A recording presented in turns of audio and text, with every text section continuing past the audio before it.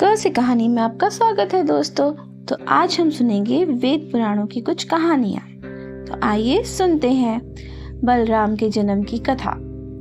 त्रेता युग में विष्णु भगवान के राम अवतार के पश्चात द्वापर युग में पुनः असुरों का उत्पात बढ़ गया था। ये असुर ब्रह्मा और शिव के भक्त थे। कठोर तपस्या से वरदान पाकर वे निरंकुश और क्रूर हो गए थे। उन्होंने चारों ओर उत्पात मचाना प्रारंभ कर दिया था। कंस तथा अन्य क्रूर राजाओं के उत्पीड़न से धरती माँ ने ब्रह्मा जी के साथ जाकर विष्णु भगवान से प्रार्थना की। विष्णु भगवान ने कहा, अब संभवतः फिर से मेरे अवतार लेने का समय आ गया है। विष्णु भगवान ने शेषनाग से कहा, जब मैं राम था तब आपने लक्ष्मण के रूप में मेरी बहुत सेवा की थी। अब सेवा करने की मेरी बारी है। आप मेरे बड़े भाई के रूप में अवतार लेंगे और मैं कृष्ण बनूंगा। इस प्रकार देवकी ने 7वें गर्भ के रूप में बलराम को धारण किया।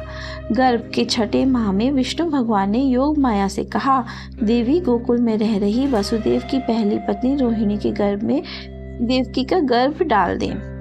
योग माया ने वैसा ही किया और बलराम का जन्म हुआ। बाद में देवकी के 8वें गर्भ से कृष्ण ने बलराम के छोटे भाई के रूप में जन्म लिया। दोनों भाइयों ने मिलकर बहुत सारे असुरों का विनाश किया।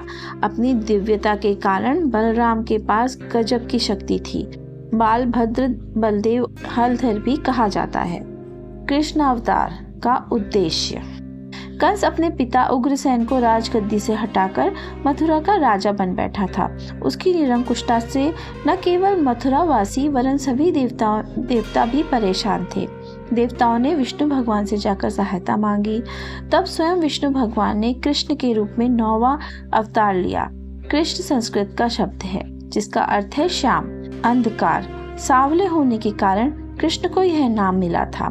कंस की बहन देवकी और वसुदेव के विवाह के बाद ही एक आकाशवाणी के द्वारा उसे पता लग गया था कि उसकी मृत्यु देवकी के पुत्र से होगी।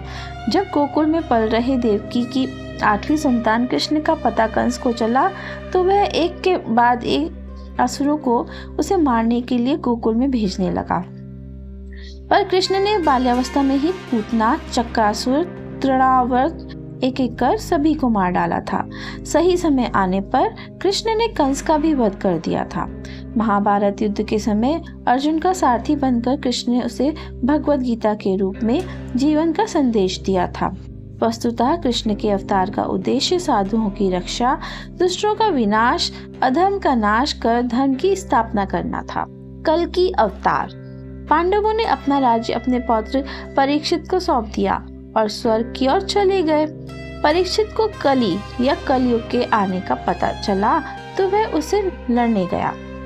रास्ते में उसने एक शूद्र को गाय और बैल को मारते देखा। उसने जाकर जानवरों को बचाया और फिर उससे पूछा, तुम्हारी हिम्मत कैसे हुई इन जानवरों को मारने की? तुम्हें ही मार दिया जाना चाहिए। शूद्र परीक्षित के पैरों पर गिरकर गिड़गिड़ाया, हे महान राजन, मैं कली हूँ।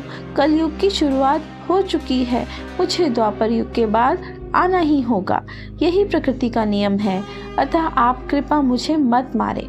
परीक्षित ने उससे कहा, तुम आ सकते हो, पर वहीं पर जहाँ जुआ, शराबखोरी, अनैतिकता, व्यभिचार, पशुवध आदि हो। इस प्रकार कली यानी कलयुग प्रविष्ट हुआ। विश्व में मानव नैतिकता भूलने लगा, अनैतिकता का बोलबाला होने लगा। परेशान देवताओं ने विष्णु से पुनः सहायता की प्रार्थना की। विष्णु ने कहा, मैं कली से युद्ध का प्रलय, महाप्रलय के बाद पुनः धर्म की स्थापना करूंगा। तत्पश्चात सतयुग, धर्म का युग आएगा। अगली कहानी है कृष्ण और गोवर्धन पर्वत। वृंदावन वासी इंद्र भगवान को प्रसन्न करने के लिए प्रतिवर्ष धूमधाम से महान यज्ञ किया करते थे। उनका विश्वास था कि यज्ञ करने से उनके राज्य में वर्षा और समृद्धि आएगी। इस यज्ञ के लिए वृंदावन में काफी अधिक मात्रा में घी लगता था। एक बार कृष्ण ने लोगों से पूछा, इंद्र की पूजा क्यों की जाती है? बारिश के बादलों को रोककर वर्षा देने में तो गोवर्धन पर्वत का हाथ है। हमें तो गोवर्धन पर्वत की पूजा करनी चाहिए। कृष्ण की बात मानकर वृंदावन वासियों ने उस वर्ष इंद्र की पूजा नहीं की, जिससे इंद्र रुष्ट हो गए और परिणाम स्वरूप वृंदावन में खूब बारिश हुई और बाढ़ आ गई। वृंदावन वासी घबरा उठे, सभी त्राही त्राही करने लगे। गोवर्धन पर्वत को अपनी एक उंगली पर छतरी की तरह उठाकर वृंदावन वासियों को कृष्ण ने आश्रय दिया। इंद्र ने अपना पूरा जोर लगाया। 7 दिनों तक लगातार बारिश होती रही। अंत में इंद्र हार गए। उन्हें तब तक यह समझ आया कि यह बालक साधारण बालक ना होकर विष्णु भगवान का अवतार है। इंद्र कृष्ण की शरण में गए और उन्होंने अपने कृत्य के लिए क्षमा याचना करी। कालिया मर्दन। कृष्ण वृंदावन में बड़े हुए थे। वहीं यमुना नदी में 5 सिरों वाला जहरीला सांप कालिया रहता था। गरुड़ के भय से रामनक द्वीप छोड़कर यमुना में आ गया था, जिससे वहां का पानी जहरीला हो गया था। यमुना का पानी पीने वाले जंतु मरने लगे। आसपास एक दिन गेंद खेलते समय कृष्ण की गेंद यमुना में चली गई।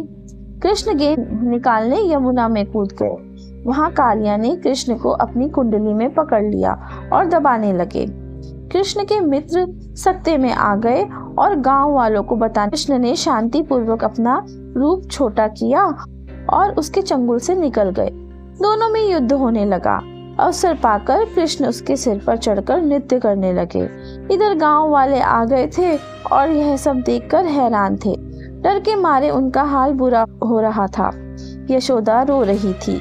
नंद पानी में कूदना चाहते थे, पर बलराम ने उन्हें रोक लिया था। कृष्ण के पैरों की चोट कालिया के लिए असहाय हो रही थी। अंततः वे गिड़गिड़ाते हुए बोले, हे प्रभु, मुझे छोड़ दीजिए, मैं रामनक द्वीप में वापस चला जाऊंगा। नल कुबेर और मणिग्रीव। नल कुबेर और मणिग्रीव धन के देवता कुबेर के पुत्र थे। दुलार तथा धन के मत में वे बिगड़ गए थे तथा अनैतिक कार्यों में रत रहते थे।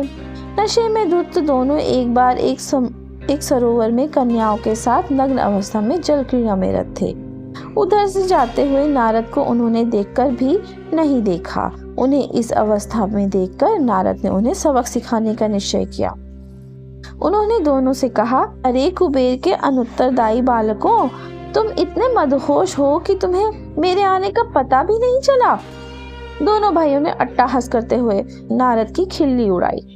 हमें आपसे क्या, हमारे पास इतनी संपत्ति है कि पूरा विश्व हमारी मुट्ठी में है। उनके इस व्यवहार से रुष्ट नारद ने उन्हें श्राप दिया।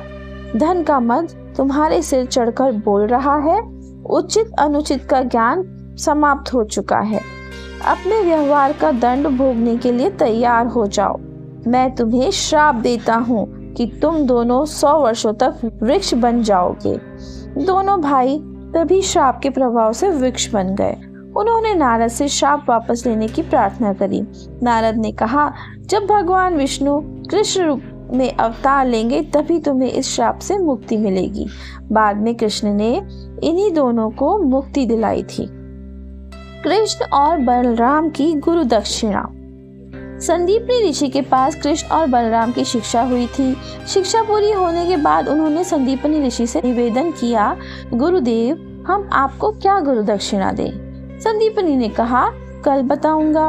उन्होंने अपनी पत्नी से पूछा, मेरा अहोभाग्य जो मैं उनका शिक्षक बना, वे गुरु दक्षिणा देना चाहते हैं, क्या मांगू? पत्नी ने कहा, वे साधारण बालक नहीं है, समुद्र में डूब गए अपने पुत्र को वापस लाने के लिए कहिए। यह बात संदीपनी ने कृष्ण और बलराम से कही। समुद्र के पास जाकर कृष्ण ने कहा, हे समुद्र देव, हमारे गुरु का पुत्र प्रभास आपके पास है, कृपया उसे लौटा दें। समुद्र देव ने कहा, हे प्रभु, मेरे पास प्रभास नहीं है, संभवतः वह पंचजन्य नामक असुर के पास हो, जो मेरे भीतर एक शंख के रूप में रहता है।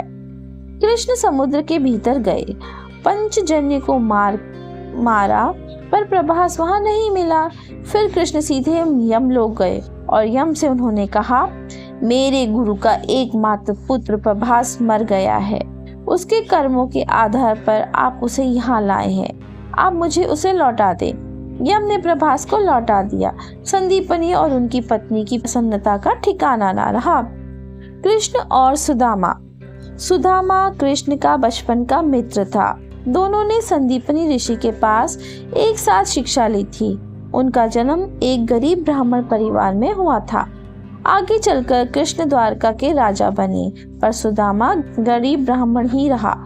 एक बार सुदामा की पत्नी सुशीला ने अपने पति से कहा, आप कृष्ण से आर्थिक सहायता क्यों नहीं मांगते? सुदामा मान गया और कृष्ण से मिलने द्वारका चल पड़ा।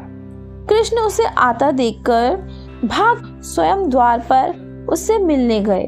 आदर के साथ उसे अपना सिंहासन पर बैठाया, उसके चरण धोए, नए वस्त्र पहनाए और भोजन करवाया। यहाँ तक कि स्वयं कृष्ण ने उसे पंखा झला। अवसर देखकर कृष्ण ने सुदामा से पूछा, मित्र भाभी ने अवश्य मेरे लिए कुछ भेजा होगा। सुशीला का दिया हुआ मुट्ठी भर चावल सुदामा की पोटली में था।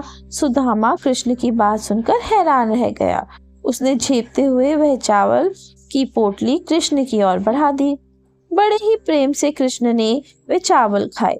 सुदामा घर लौटकर वापस अपने गांव आया, तब वह यह देख हैरान रह गया कि उसकी झोपड़ी एक महल में बदल चुकी थी। यह सब कृष्ण की कृपा का ही फल था।